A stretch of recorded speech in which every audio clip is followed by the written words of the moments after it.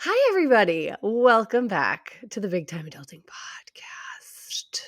Sorry for that. I don't know why I'm a little extra animated today. I am very excited about my two guests today, Vanessa Kroll Bennett and Cara Natterson, who are the A-game hosts of the hit podcast called the Puberty Podcast. So welcome today, Vanessa and Cara. Thank you. Thank you. We like Now, being called hit. you guys I are like being called hits. A-game. You guys are Oh, yeah. sensational. Sensational. And Vanessa and Cara are friends, and they came to know each other fairly organically, right? This is like an organic partnership that you guys formed. Vanessa founded a group called Dynamo Girl, which is a like girls empowerment program through sports. And Cara is a pediatrician turned consultant author. And the two of them together have a book I'm excited about reading on puberty, and anyone who has kids in that age category is going to need to pick it up. It's called This Is So Awkward. What a great name. Because isn't that like what every fucking teen says all the time? Like, this is Adult. so Every adult says Yeah, it too. this Like, is so oof. awkward. I know. Well, it is. These are some of the questions that I have for you. I'm like, oh my God, even thinking about talking about this shit with my kids makes me feel awkward already. But I feel like we need this like now. We need to know, because probably a lot of the demographic listening to us is like maybe more in my wheelhouse now. Like my oldest is only 9 and about to turn 10, that kind of thing.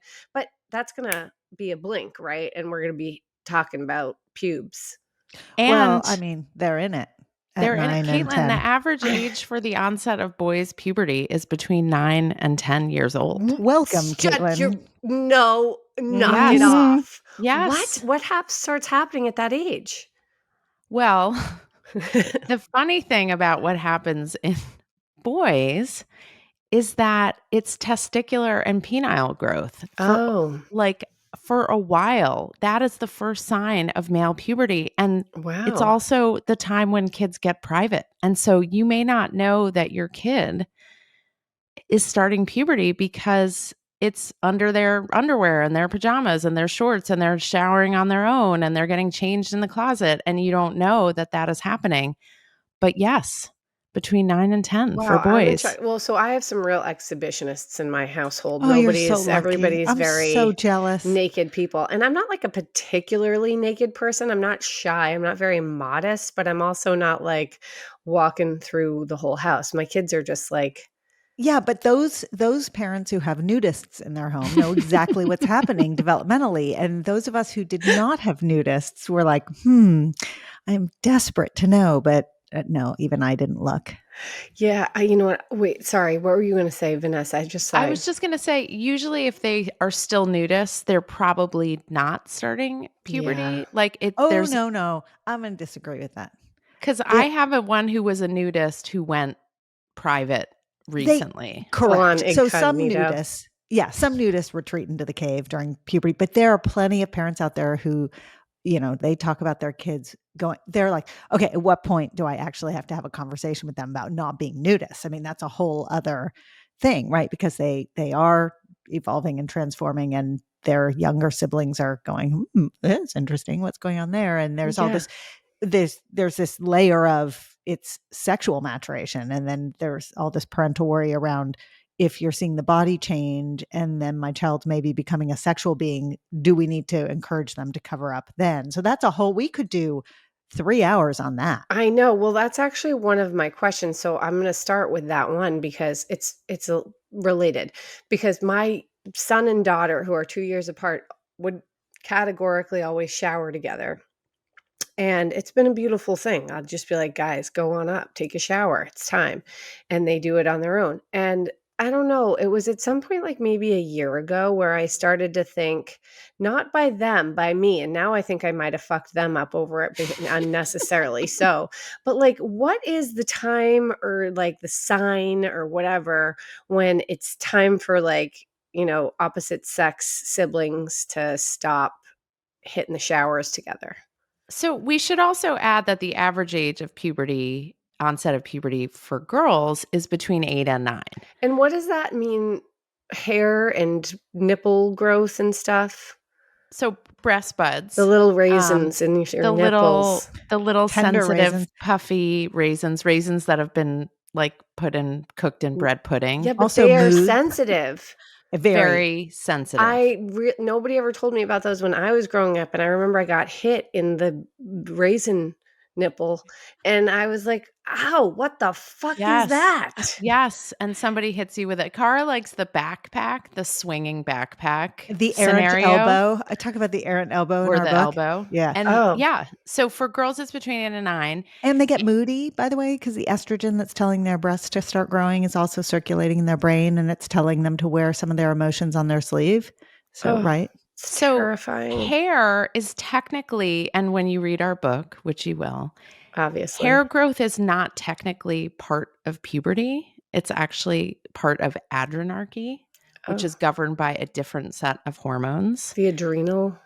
Vanessa's wearing such a smirk on her face. She's like, Dr. Vanessa here. Yeah, I love it. A lot about by the way, adrenarche. for anyone listening, I am not a licensed medical She knows provider. more than most licensed medical providers I know. Well, at this point, right? You must know so much. Because I hang out with Carl. Yeah, but wait, sorry, we didn't say. And Vanessa, you have 4 kids. I have 4 kids. I am a licensed insane parent, but I am not a licensed medical provider. I have 4 kids between the ages of 12 and 20. You're in the fucking midst of. I span the age range of, our book is like for people with kids 8 and older, right? Like 8 to 18 at the decade of puberty. And I basically have children in every pocket of that decade. She has so many children. And you have 2 teenagers, Cara. I do. I have one who's about to turn 18 and one who's about to turn 20. So they will always be my loves and my responsibility. But legally, I'm off the hook in a couple of weeks. Congratulations. But it doesn't end. No, Caitlin, it doesn't end. I and still it's need like my parents today. Yes. I'm 41.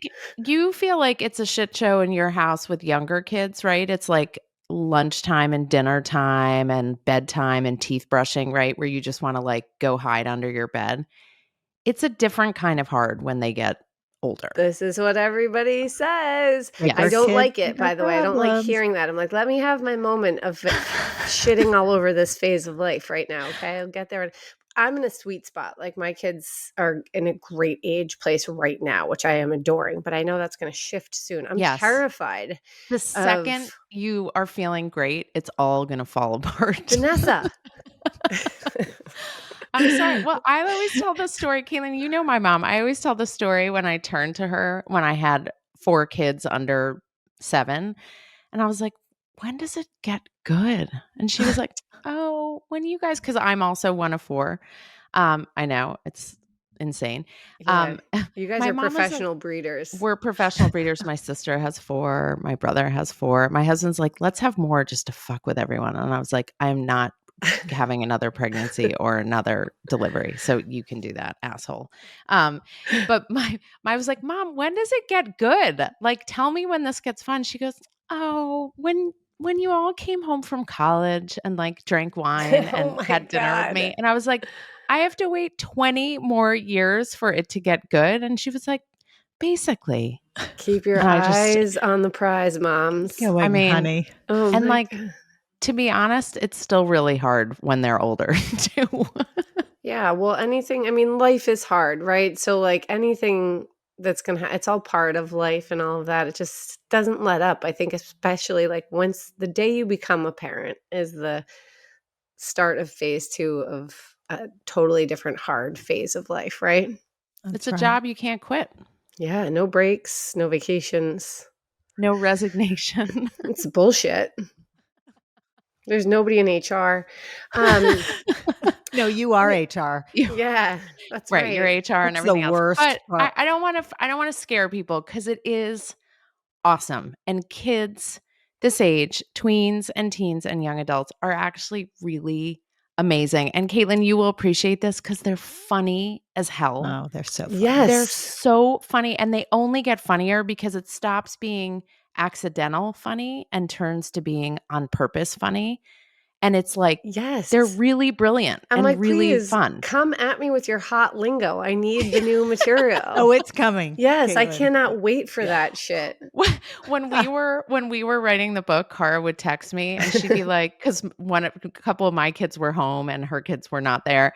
She was like, "Can you ask your kids like what's the latest lingo for like anal sex?" What? And I'd be like, "Hey guys, what's the latest lingo for anal sex?" And they would just like throw 3 terms at me, Oh my God. and then I'd be like, "Okay, great." My text chain with Cara was shocking. When It was I was like growing up, it was explicit. muddy helmet. I've never heard A that. muddy helmet. He got a muddy helmet. I'm not into that, by the way. That is a very descriptive term. Yeah, too much so. Sorry that we might have to edit that part out. I don't know. Wait, so back to the sibling in the shower. When do they stop? When does that have to stop? Okay, so Stop talking about anal, girls. yes. Yeah, Back to Vanessa. the subject. I always take it too far. I It's love always me. So one thing that you asked in that question was about the kids being different genders. Yeah. And I want to just throw out there that the advice that we give about puberty and managing puberty, everything from how you handle things at home all the way through school, health, and sex ed, our advice is generally to ungender all of it. Yeah. And the reason why is everyone should have sort of a base foundational knowledge about everybody. So there should be nothing kind of siloed about what you've got is special and you should know about what you've got, but you shouldn't know about what anyone else has. I think that thinking has been thrown out, which is great. The world is catching up slowly. So some health educators teach everything together, some don't. But the reason I frame it that way is I'm not sure the answer is really all that different, whether your kids are the same gender or different genders, in terms of when should they be parading around the house naked, taking baths or showers together.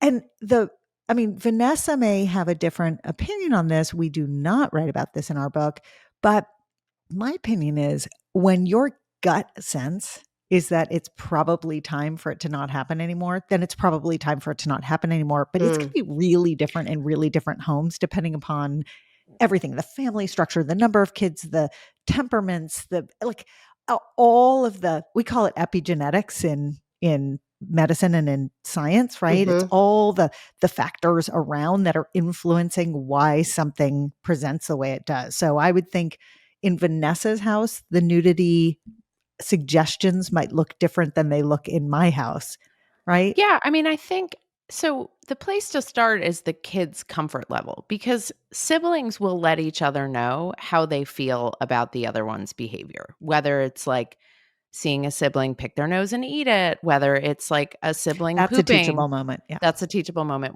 Whether it's somebody pooping while someone else is brushing their teeth and they don't want them to do that while they're brushing their teeth because, like, frankly, it's gross.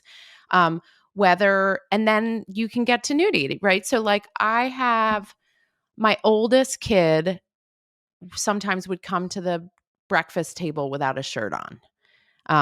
He'd woken up, he was in his pajama bottoms, he'd come to eat breakfast. And one of my other kids was like, "Can you stop coming to the table without your shirt on? Like, everyone else has a shirt on and I don't know, it doesn't make me feel great." And he was annoyed because he wanted to not wear a shirt, but he was being asked. And that's a great opportunity also to teach kids about consent. Like, often a lot of learning around consent happens in like completely non-sexual environments. It happens between friends or siblings or family members. And so if someone says to you, "Hey, can you please not insert?" then you have to teach your kids to respect that. So I had to say to my kid, "Hey, someone's asking you to put on a shirt at the breakfast table. It's time to start putting on a shirt at the breakfast table." So I feel like there's so much I hate the saying unpack something. You're going to unpack. I knew you were going to say unpack. I'm not saying it. Dissect. I'm never going to say it. Are we dissecting let's just say what it is. There's a lot to talk about within that. Okay, we don't need to wrap it up with a neat little bow that says unpack it. Let's just fucking talk about it. Anyway, so I want to ask about that with the consent thing and not wearing a shirt and stuff, because this is a whole nother question that I had about clothing choices Mm. in general, especially as it for women and young girls. And my daughter is already like, I basically want to dress like a gothic hooker. And I'm kind of like, I don't think that you're ready for that. And I hope you're never actually going to go that, path. But like, how do And I tell you that you can't be a gothic hooker? You're 7. that subgenre is so specific. I'm like It's really fascinated by it. That's a whole story, but that's So my essentially. kids my kids go to this, or my daughter went to, my son goes to a super progressive school. And the dress code, this was literally the dress code, was wear things that make you and everyone around you comfortable. Hmm. Or said another way, you are not allowed to wear things that make people around you uncomfortable, which I thought was kind of a creative way of addressing exactly what you're talking about, right? Now, of course, there are It's a no little teeth to loose. that dress code. It's a It's little subjective, and just a tad subjective. just a little. So we're not gonna go there. But there's the word can or can't in the sentence you asked, like you can't dress this way. That is a word that will quickly fall out of your vocabulary as your kids hit their teens, because can't is an invitation, Oh, for sure. Yeah, you've right? got to play the psychological warfare game. You got to be ready for 100%. that. So I would flip it and start sharing the why behind it, the rationale, right? Like, hey, when you wear a tiny, tiny, tiny piece of fabric wrapped around your nipples and nothing else on your top, for instance, that invites people to look at your body. And I want you to feel great about your body, but I'm not sure, is your goal to have everyone looking at your body?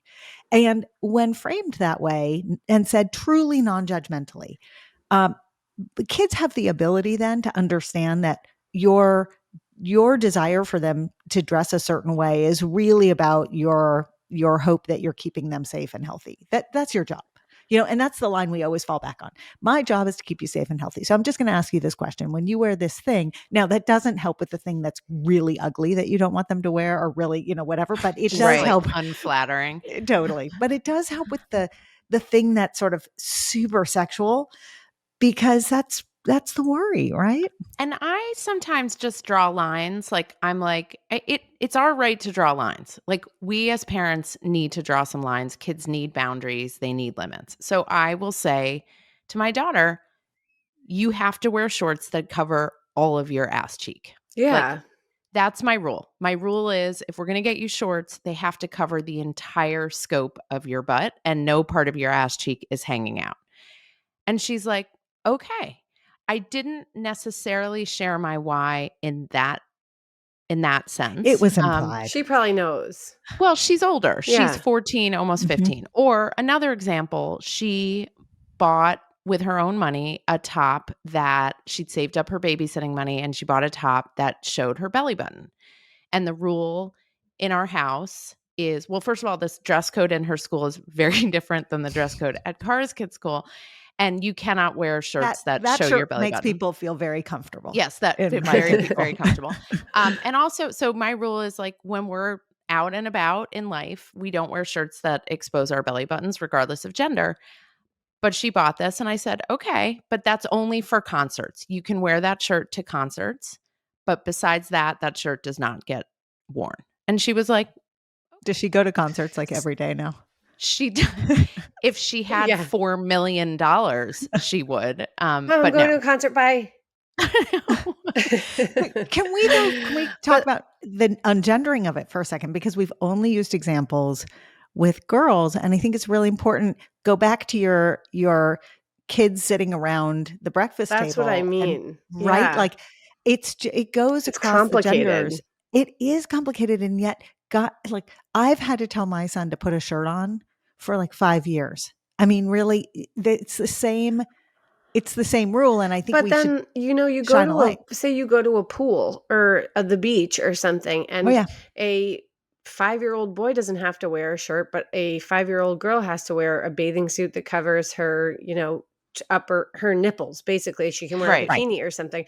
So there is a difference. There is a There is, and a gendering double of standard. these. Yeah, it's a double standard. Totally. And you know what? Fine. Men don't have breasts, so I'm okay with it. It's not a sex organ really that you're out there parading around as an object of desire. Maybe it is, although when I mean, they some hit pecs. like 16, 17, 18, 19, they are walking around with no shirt on in order to be objects of desire. And so, Yes. okay, so then they're doing the same thing as girls in this scenario, but it's not perceived the same. No. It's really not. There's no like negative, like that guy's a slut or anything like that. It's only towards girls, I feel like. They will say like the diss of boys who show their bodies often, like on social media or out, is that it's a flex. It's a right. flex. So they're conceited. They're doing this to get attention and to get positive reinforcement in the same way, you call girls or guys, it's a thirst trap photo, right? You're looking hot and sexy as you always do, Caitlin, on social media. Thank you. And so there's that aspect. So there is a bit of a standard about boys. I find the hardest thing with boys is like how they feel comfortable and want to like have touch their bodies and have their hands down their pants at all times in every setting. I mean, I don't mean out in public, but I mean like in the living room, at the table, right? It's just like, so I have found that the setting boundaries happens around that. Also, there's like a lot of like mooning and like whipping out penises to entertain family members or to gross them out. And so I've had to set some boundaries around that. And we have not had the whipping out of penises in my house, but we have had the hands in the pants endlessly. Like seemingly for like 3 years. I mean, I used to moon anything with a nose back in my day. I can actually picture that. I don't think I've ever mooned anyone ever. Not even out a car window on the highway? Moving? Ever? Oh my God, safety first. This was the 90s. Yeah, I did some other dumb shit in the 90s, but not mooning. I think because I'm self-conscious about my ass. So I was like not going to whip it out. Okay. Wait, so but this is like my daughter will want to buy like a crop top, and I'm glad we're talking about this because I was feeling like guilty, kind of almost like I was body shaming her by saying no, but where I landed on it was like you can wear a cropped top as long as you are wearing a high-waisted pant. It's like we're not showing our whole, we're not wearing a bra out and about. We're wearing again, I think just checking your feelings and going, okay, if I'm feeling like, this feels restrictive for some way, then sharing the why really helps. Yeah. Like why? Because you don't want to body shame. I mean, that's really what it comes down to. But the why is hard because you're like, am I just old and my why is like out of date? Yes. Am I like body shaming? Right. Like, am I part of the problem by saying you can't show this part of your body? Like, right. And like now the kids throw around, which is like so sad now that like abortion is no longer a federal right, but like my body, my choice, right? That was the tagline. Yeah. As we were growing up as young people and adults. And now kids use that as a term they throw around about everything. Like, hey, can you like put a napkin on your lap? And they're like, my body, my choice. Oh, and yeah. you're like, can you not wear a crop top? And they're like, my body, my choice. And I'm like, this is not funny on so many levels. But you do want them to have a sense of bodily autonomy. Like that's a really healthy part of growing up is like loving your body and feeling good in your body and all of that. And so it is a complicated dance. I also think there's an element that circles back to the consent conversation that we were starting to have, which, and just go with me on this for a second. Buckle up, Caitlin. Here we go. When I was growing up, way before you guys grew up, but there was this shift in the 80s from blaming the victim of a sexual assault to really recognizing that the victim was not to blame, that it wasn't it was usually what she was wearing or what she was doing that was inviting the assault. This was a really important shift, right? So now flash forward decades later, and we're telling our kids two things that are in opposition, which is it's not your fault if you're a victim. Okay. And consent is sort of, the whole concept of a very affirmative yes, enthusiastic yes, and making choice, and anything short of that is not having your consent and therefore is not okay. We're saying that on the one hand. And on the other hand, at the same time, we're saying, but if you wear this crop top that's really tight and shows your belly button and might show your new boobs, the fill in the blank is you're inviting these unwanted advances. And I think that's the why that's important. It's important to explain the complexity of all of it to all kids and let them sit with these The answer conflicting is men are truths. dogs and they want to get in your coochie, okay? That's why, honey. We're going to tell the truth about this. But that is why. Like, that's the fucking reason why. Men we're want scared women's for them. bodies. Like, I know. And it's not like it's, you can't protect your child against every predator out there, right? Right. But like, also, why? I go back to the bathing suit thing, which just blows my mind all the time. I'm like, are we not caring about our daughter's sun coverage as much as our son? Like, look at these, like, they get to wear whole shorts to the beach and stuff. I'm like, why is she in her underwear and he in like a short sleeve, like rash guard and shorts? Like, why is this? I'm going to make a side note that's going to shock Vanessa. Vanessa's going to be like, there's no way this is coming out of Cara's mouth. But for many years in the beginning stages of puberty, when girls are just starting to get breasts, I really do believe that bikinis tend to hide what's going on in the body better than one piece bathing suits and make many girls feel more comfortable.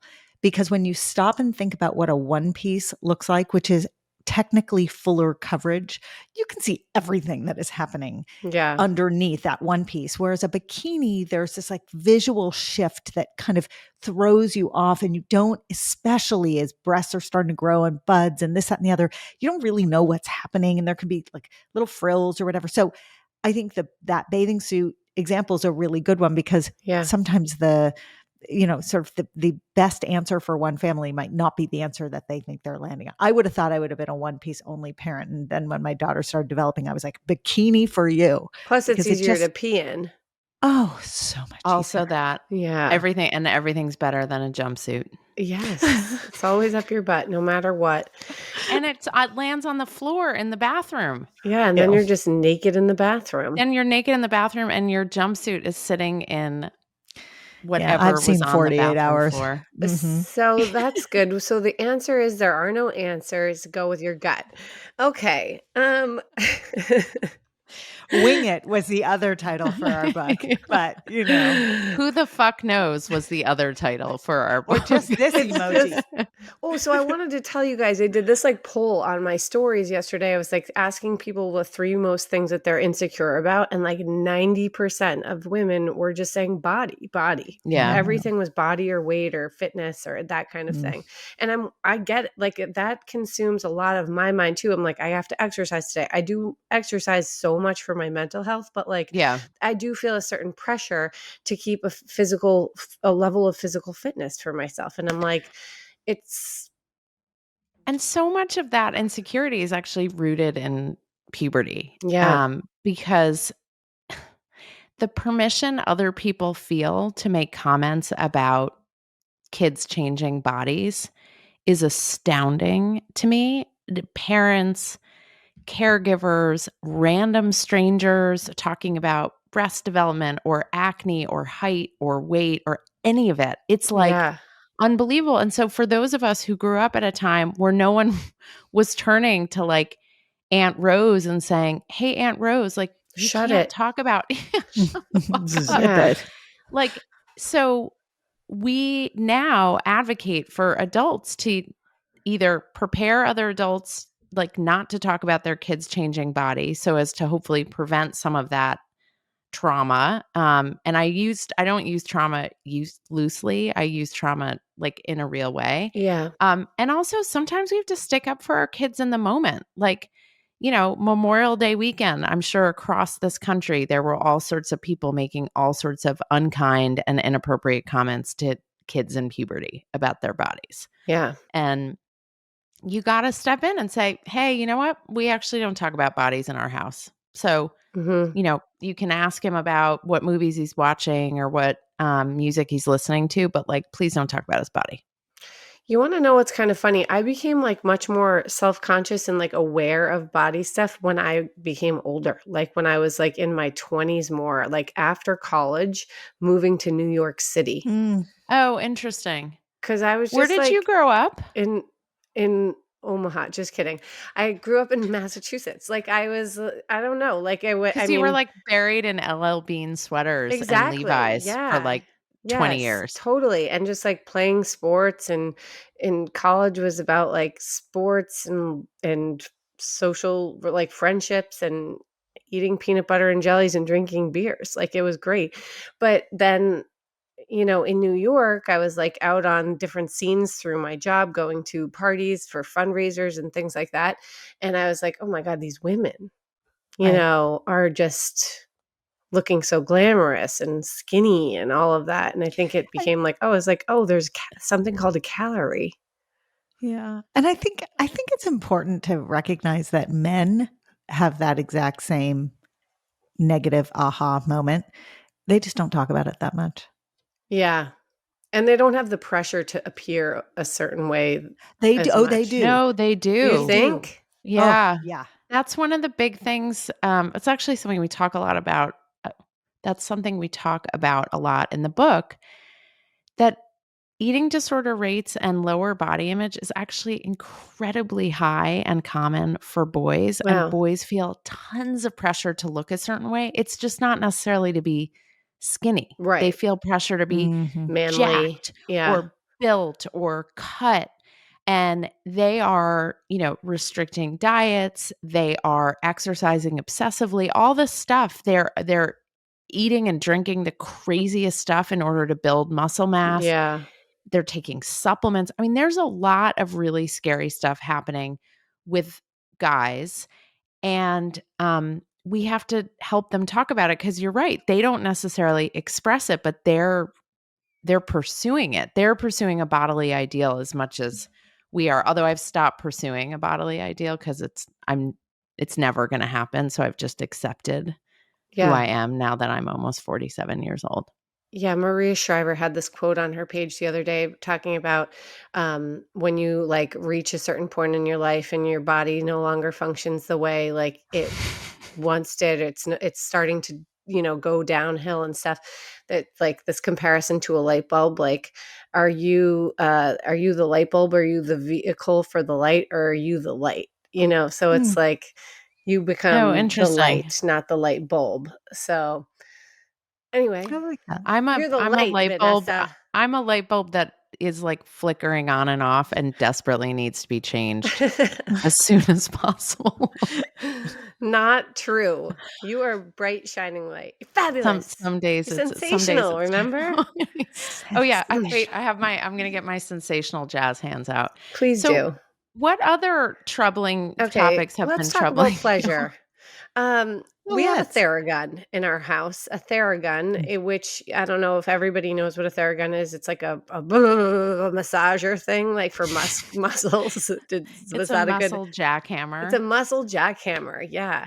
Now my daughter likes to take the Theragun with her to a private place sometimes and put it in a place that makes her probably vibrate a bit, and she will laugh uncontrollably like she's like having a great time. She's actually not even hiding. She's just like sitting on a bed or something like that because it's a comfortable place to use the Theragun. And I'm like, I don't know what to say. I don't know what to say about this. Like, maybe I don't need to say anything right now about that, or but when I do, what is that conversation? And the conversation around like pleasure and female pleasure in general with girls and teens and all of that. Like, what is the fucking language, ladies? Tell me. So I think we have to split that conversation into two parts. Okay. One is the Theragun part Yeah. and one is the pleasure part. Yes. Okay. So the Theragun part, I just first of all want to affirm that this is incredibly common. We have gotten Yeah. countless questions from our listeners about specifically the Theragun. Oh, great. We're normal. Specifically the Theragun. It is completely typical. And this is like cross-country phenomenon. It seems like everyone and their mother has a Theragun, and their daughters have all discovered an alternative use for that Theragun. Theragun stock is just going through the fucking roof right now. Apparently. Now, Cara will talk about why specifically a Theragun is not a great way to find self-pleasure. It's very harsh. Yes. So, Cara, if you could just explain, while we're totally for people understanding what gives their bodies pleasure, and we'll talk about that, why a Theragun should not is be a vibrator? Let me Sorry, just the question clarify at in hand. case my daughter ever listens to this one day. She's not putting it like right there. It's like I on was the gonna go upper there. thigh, and it's a little further away. I think it's just like the reverberation. Right. So I was going to go there, which is exactly that. We get so many emails, texts, DMs about Theragun, and there are two different ways that they are used. One way is adjacent to, if it's in a female body, adjacent to the clitoris, so that there is some vibrational sensation that's being transmitted up the thigh towards the clitoris. That feels really good to some kids and adults. And then the other is when the Theragun is used on the clitoris. So the clitoris, let's just define terms here. The clitoris is a small little piece of tissue. It looks almost like a pea, like a green pea, but it's not green. That kind of is an outpouching. Hopefully. Yes, let's hope. Then see a doctor. It's like a pea that's an outpouching at the top of the vulva. It's where there are two pairs of lips, the labia minora and the labia majora, that all kind of come together, the front of the vulva, and they meet essentially at the clitoris. And the clitoris, as Vanessa always describes in our workshops, and so beautiful. And it's I'm always talking about clitori. Yes, vaginal discharge and clitori are like that's the her plural? jam. Clitori? I don't know. Is it the clitorati? The Illuminati loves the clitorati. Yeah. So Vanessa will say, and I've started to take her language here because it's so beautifully put. It's the one part of the body whose only job it is to feel good. Oh, that's so nice. Unless it's a great way you of putting put a it. Theragun right on it. Unless you put a Theragun. Right. So that's the thing, is it is so densely packed with nerve endings. The tip of your fingers has just about the same concentration of nerve endings. And the difference is the tips of your fingers are covered with thick skin. So you can put the Theragun at the tips of your fingers and it doesn't hurt. The skin at the clitoris is really thin and gets tender and inflamed very, very quickly. So if you are using a Theragun at that spot, you can really injure yourself quite quickly. And one of the things that can happen is you can get enough swelling and enough pain that either you can have sort of emotional trauma and not really want to then feel the pleasure of having clitoral stimulation down the road and have to unpack that. And that's a place where the word unpack is very relevant, I think. Or the other thing that can happen is you can get enough inflammation that you can end up holding your pee because it's tender and it hurts. And then you get a UTI, and UTIs hurt. Suck. For Christ's sakes, They Cara. hurt. Let's talk about the pleasure part.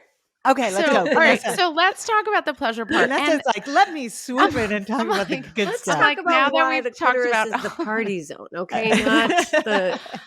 So, and first of all, what people may not know is the pea, not green pea size, part of the clitoris that you can see is only part of the clitoris. The clitoris is actually tissue. There's tissue underneath. That's like a wishbone shape of tissue. And that's underneath the labia, and it's the labia make up the vulva. So it's the clitoris, the urethra, the opening to the vagina, and the labia, the two sets of lips. So they call it the wishbone because we always wish that someone would be able to find it. Someone would fucking touch it. Yes. Where is it? Where the fuck is that? It's right here. So Caitlin, that's a perfect segue. So part of the reason it's important and great for kids to figure out what feels good on their bodies. And by the way, kids masturbate. I'm going to use the word masturbate. Kids masturbate or touch their bodies or find pleasure with their bodies it's not just a puberty phenomenon. Yeah, Like actually, I don't even know why I'm toddlers, only talking about the Theragun. My son is playing with his ding dong all the day long. Like, he's just whenever I go in there, he's, like, rubbing it up and down. I'm like, "Okay, well, I don't know what to say about this either right now." yes. I'm dealing with the Theragun right now, honey. Yes. I'll come back to this. But it's good for them to know what feels good on their Yeah. bodies because God willing, someday they will have a healthy, loving, meaningful relationship with someone and want that person to be intimate with them. And if they know what feels good on their bodies, that intimacy will be that much more pleasurable, meaningful, trust filled if they can communicate and say, yes, there. No, no, not there. That doesn't feel good. Okay, no, go back to where you were. No, a little to the left, a little to the right, right? We want them to know exactly what feels Do good in their you have bodies. conversations like that with your teenagers? So Cara knows the story. I was watching Bridgerton with my daughter. So Yeah. I have 3 sons and 1 daughter, and I've had very frank and upfront conversations with all of my kids, regardless of gender. But as it relates to the clitoris, this is relevant to my daughter. We were watching Bridgerton. It's the scene in season 1 where Daphne loses her virginity. Yeah, I remember. And she's up against a ladder in a library or something, and there's no foreplay. It's just penis in the vagina, and she has this incredible orgasm. So unrealistic. So I pause the show and I look at my daughter and I'm like, okay, so that's not what losing your virginity looks like. And if someone just like puts their penis inside someone's vagina, like they're not going to immediately orgasm. It's very unrealistic. And I said, what does he need to find in order for her to really have an orgasm, most likely? And she was like, the clitoris. Oh, good. And I said, thank you very much. And then I just pressed play. Okay. So that's like the that's short how answer is we don't want them to say the Theragun. Yes, That's right. really where this conversation is landing. Full But they do circle. figure out other ways, right? Like your kid is in the bath and they're sitting near the running tap and they're like, oh, that tickles. Or they're Yeah, like, it does tickle. Yeah. sitting, I don't know, some sort of ride at an amusement park and something's vibrating. And they're like, oh, that tickles. Like you want to affirm they're noticing their body's reaction to stuff. Well, and you were Right. starting to say, Vanessa, earlier that toddlers masturbate. I mean, this is not like, it's not like your kid goes into puberty and starts masturbating. Kids find self-pleasure from very, very early days, and adults continue to have self-pleasure. So there's nothing about this stage of life that's unique to it. But talking about the safety pieces of it are really, really important, I think. Don't injure yourself with a Theragun. Yeah. Yeah. Indirect. But I just specifically about using something like a Theragun on the inner thigh, that's a great conversation starter. Like, hey, listen, I see you're using this tool there. That feels fine to me because it's on a big muscle. Keep it away from your clitoris because you're going to really make sensitive tissue hurt more and swell. So like on the inner thigh, you go to town. And have fun. are we talking about the clitoris with the 7-year-old? No, yes. Not only are we talking about it, we're like explicitly talking about it. Okay. The book series, The Care and Keeping of You, which I inherited about 10 years ago, the original book did not label the clitoris. And there was a lot of pushback about that. It labeled everything else in the vulva, but not the clitoris. And actually, Peggy Ornstein wrote about it and she called it out. And I love her for that. And when we did the reboot 10 years ago, we labeled the clitoris. And it turned out that there was just some sort of ambivalence on the first round of publishing the book that if it doesn't have any physiologic sort of function other than pleasure, should it be labeled? And the answer, of course, is yes, because its function is pleasure. And so now it's in there and it's a book for 7 and 8-year-olds. So yeah, talk about it. Yeah. And the reason people talk about boys' pleasure is because their reproductive organ and their organ that gives them pleasure are one and the same. And their pee organ. And, right. And their Dr. Cara is talking about their pee organ. Yeah, that's the scientific term. So it gets talked about. They lucked out and it gets talked about. Whereas for people with vulvas and vaginas, like people just skip over the clitoris and go right to the internal reproductive organs because that feels safer than talking about female pleasure. It sounds like some misogynistic bullshit to me. I would agree. Yeah. So we're going to change that. All right. Then I also wanted to ask you guys about your podcast a little bit. Like, what are your most popular topics that you cover, your most listened to episodes? Can I say something before we answer that? Are you going to even remotely answer her question? Yes, the answer is the hookup episode by the interns. We're going to get to that. No, I have some other ones too. Okay, but I mean, there's a whole list of them. But I did have one dad come up to me this week. You know, it's funny, Caitlin. You know this phenomenon when your podcast starts getting some traction and people really start listening to it, and then there's like a celebrity sighting phenomenon that begins, and it's so funny. So, you know, Vanessa has very funny stories about, you know, being next to her very famous husband and her very famous brother, and people are beelining for her like, you're the Puberty Podcast, you know. It's always at a bar. It's always at a bar mitzvah. Always at a bar mitzvah. But I had a dad come up to me last week and he said, "Oh, you're the Puberty Podcast." And I said, "Yeah." And he said, "I just keep asking my wife, there are so many episodes. Is there that much to talk about when it comes to puberty?" That is so funny. And yes. Yes. And yes. Yes, asshole. There is. But there's a one. I mean, we have a what a shitty thing to say. Right. I know. It's like, yes. And we're going to start with the clitoris. So there's one episode in particular that I particularly love. That's a lot of particulars. That's our intern episode about hookup culture. And the reason I love it so much is that Vanessa and I just sat back, and 4 of our interns who were between 18 and 22 just taught us about the new order of operations of sexual relationships, which we had learned about, but they really articulated so beautifully and so frighteningly. And so we send parents to that episode all the time because it walks through how in days of yore, there would be, you know, I like that person. I'm going to ask that person out. I might kiss that person. I might fool around with that person. I might have sex with that person, but I'm in a relationship usually when I have sex, but maybe not, but probably. And now you just like literally flip that thing on its head. And the I like that person is often the last step, which is just so bananas to think through. Or I'm in a committed relationship with that person comes long after having sex with them. Wow. Yes. I know. So that episode, so here's the thing that's important to know about our podcast. Even though it's called the Puberty Podcast, it actually covers like a decade and a half of caring for kids. It covers everything from like homework frustrations to brain development in tweens and teens to sexual health and relationships, to mental health issues. So it covers the gamut of everything you're going to deal with kids. And some of our most popular issues actually, Caitlin, relate a lot to what you think and talk about all the time, which is, why the hell is my kid acting this way? How the hell do I deal with it? Right. So it's a lot actually about brain science. We have a couple of neuropsychologists who come on.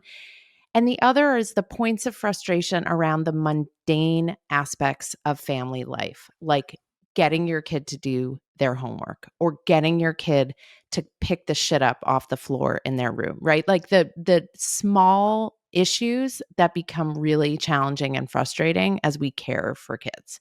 Yeah. And those are huge. Like Tori Cordiano is an executive functioning specialist. She's a clinical psychologist. We did 2 episodes with her that were off the charts. Molly Colvin is a neuropsychologist up in Massachusetts. We've done 2 brain science episodes with her. People love them. Yeah. So it's not all about the clitoris and the penis. Right. It's actually often about all the adjacent things that go on when you're caring for kids this age.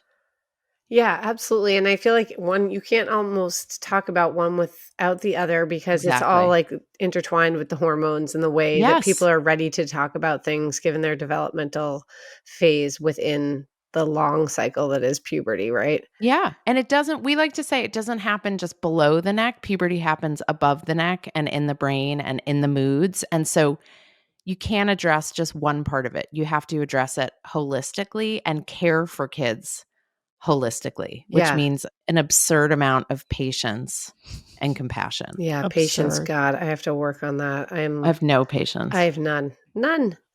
Um, I wanted to just say quickly one thing. Vanessa is my neighbor's and friend's sister. And I had dinner with Vanessa and Cara in our town a couple weeks ago. And Vanessa's brother is a comedian, Nick Kroll, and her husband is a writer. And I gave Mateo, her nephew, your husband's book accidentally. After he broke his toe, I was like, he's probably going to be sitting around for a while. I'll give him the soccer book. He loves soccer. And Dana was like, that's Vanessa's husband's book. I was like, oh, fuck, he's read it. Anyway, I how don't even funny know if is we that? gave him a copy, and I definitely did not know that Mateo broke his toe. Yeah, that's okay. So you're a better friend than I am, Aunt. No, I'm That right is here. very funny. And shout out to my sister Dana, who is the most devoted Puberty Podcast listener in the entire world. She is the best. She's awesome in every way. I love It's her. true. It's true. We just made this episode solely for her. We so did. she This one's can listen dedicated to to it. you, Dana. Also, I need to ask you guys both what your favorite snacks are. How long do you have? You can pick a salty and a sweet if you want, Okay. to help you narrow it down. Cara, do you know? Oh, Do you have an answer? 100%. Okay, you go. I know what hers are. Well, I have an AM snack and a PM snack because Vanessa will tell you we spend like 8 hours a day on Zoom and I'm always eating. My AM snack is always bread. Always. It's like Always. Just a like version. what It can be a piece of bread. It can be bagel. It can be it's like bread. carbohydrate. Carb. Yes. And then my PM snack, I'm a big ice cream person. Oh, I love, like, I'm such a clean eater for meals, but I eat these teeny tiny scoops of ice cream, like baby cones from Trader Joe's, or these mini scoops in these mini bowls. And Vanessa and I had a moment when I was staying at her house about a year ago, and she offered me ice cream because she knows I love it. And then she took out this massive bowl. It was not that massive. It was just a cereal bowl. It was And Cara like hit the deck and she was like, "What is that? That's enormous." And I was like, "It's a cereal bowl." And she's like, "We don't have bowls that our size in bowls our are like house." they're mini bowls, and so Vanessa is obsessed with the fact that we eat multiple mini bowls of ice cream, but we eat mini bowls. They So I refill. They use tiny bowls and then it's pathological. So those I are my could get favorite down with snacks, that Caitlin. program so it Bread doesn't melt. and mini ice cream. Yeah. Okay. Oh, so you're against melting. Okay. And by the way, you should know that my sister accuses me of underserving ice cream. Every time I'm in charge of scooping ice cream, she's like, "You don't give enough." And her kids won't even come to me if there's like a few adults They would scooping not ice cream. survive in the Natterson house. They wouldn't spend not 4 survive. seconds in the Natterson house. Her kids, like if they see I'm one of the adults scooping ice cream, they do a beeline for any of the other adults because they know I don't give big enough portions. So some people think I'm an underserver. Okay. My favorite snacks. So here's the sad thing. As adults, we have been trained to not eat certain things over time, right? So I don't know, like I no longer know what instinctively would be my favorite snack because it's like for Yeah. health reasons and weight reasons and all of that, I just don't eat what I would maybe instinctively want to eat. For sure, my nighttime snack is dark chocolate covered almonds. Yeah, Those delicious. are, I get That's a good one. a paw full and eat those. My morning snack, I would say, pita chips and hummus. That's good. I love that. Yeah, we get delicious. the Costco size bags of pita chips. Yeah, they're so good. They would not fit in my tiny bowls. No. They would not fit in your like kitchen. It would be like an unacceptable portion. What's your favorite snack? Well, I change around a little bit, but like my morning snack, I'll usually have some. I love a big fat Honeycrisp apple, like Oh yeah. to put me between breakfast and lunch. I'm an early luncher, so I'm more of an afternoon snack. I've been doing a campaign with Perfect Bars. And they have this I snack saw that. size that I love the things. They're actually so delicious, and they're like all whole food, so it's not like crap. Or I'll eat like a I'll popcorn. come sit I love popcorn. Popcorn's good. I love chocolate as well, though. So I can't. I have usually like a Yasso at the end of the day. I did something with them too. This is not sponsored. These are What's a actually things I like. That's what's why. a Yasso? Oh my God. It's a Greek yogurt ice cream bar, and they're so good. Oh my God, that sounds I have to dreamy. try those. I have a thing. There's certain would Greek love it. yogurts that have like a weird smell to me. Have you noticed Yes, I that? know. It's a little sour.